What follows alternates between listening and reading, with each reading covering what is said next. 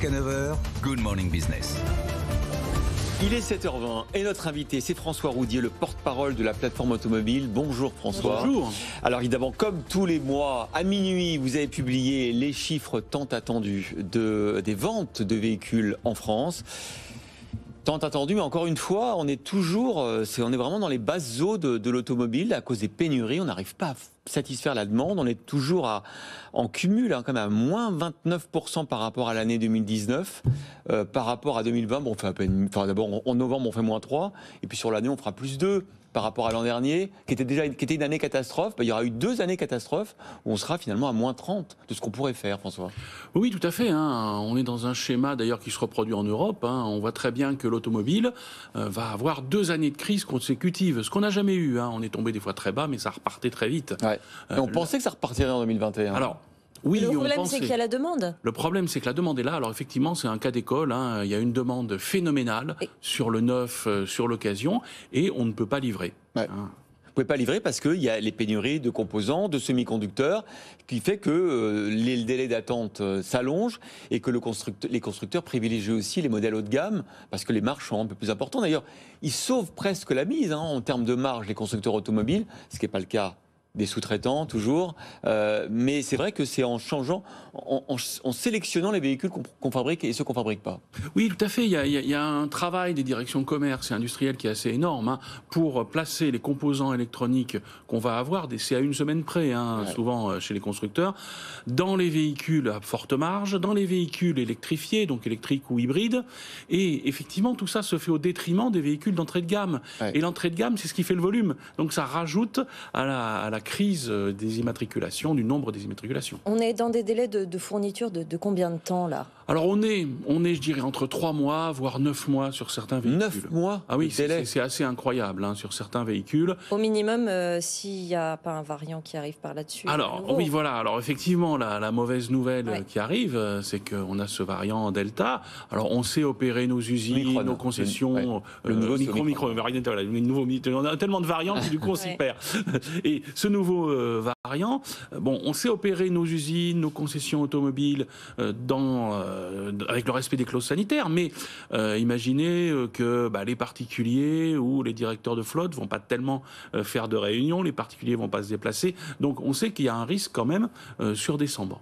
Est-ce qu'il y a sur le marché, on sait que maintenant à quel point les flottes d'entreprises sont importantes, les flottes de loueurs aussi, on a vu que Tesla qui snobait des contrats de certains loueurs de voitures. Est-ce que le marché a bougé entre particuliers, flottes d'entreprises ? Est-ce que cette crise a changé un peu la donne aussi ? Alors oui, la crise a assaini le marché. C'est-à-dire qu'on avait ce qu'on appelait dans notre jargon très policé des ventes tactiques, donc qui n'étaient pas vraiment rentables, des véhicules de démonstration ou des ventes à des loueurs pas très chers. Tout ça a disparu. Maintenant, vous avez... Ce qui explique que les marges soient quand même bien restées. Exactement, les marges sont restées parce qu'il n'y a plus ces ventes vraiment défavorables et puis tout ça participe à une certaine augmentation du prix des véhicules. Mais justement, elle est de quelle ampleur ? Alors, on est autour de plus 5, voire plus 7% sur le neuf. Sur l'occasion, ça peut être plus sensible. Aux États-Unis, on a vu que les voitures d'occasion avaient monté de 30%. Donc, on est sur des systèmes assez fous. Alors, en occasion, vous trouvez maintenant en vente particulier des vieilles poubelles à 400 000 km, vendues 600 €, des trucs qui étaient absolument invendables avant.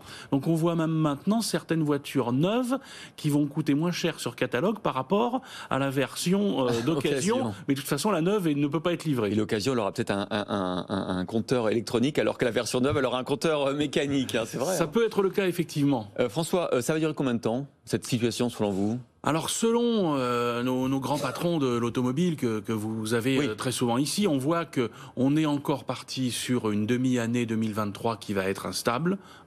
Et on 22 ou 23 23 déjà. Plutôt 23. 22, c'est terminé.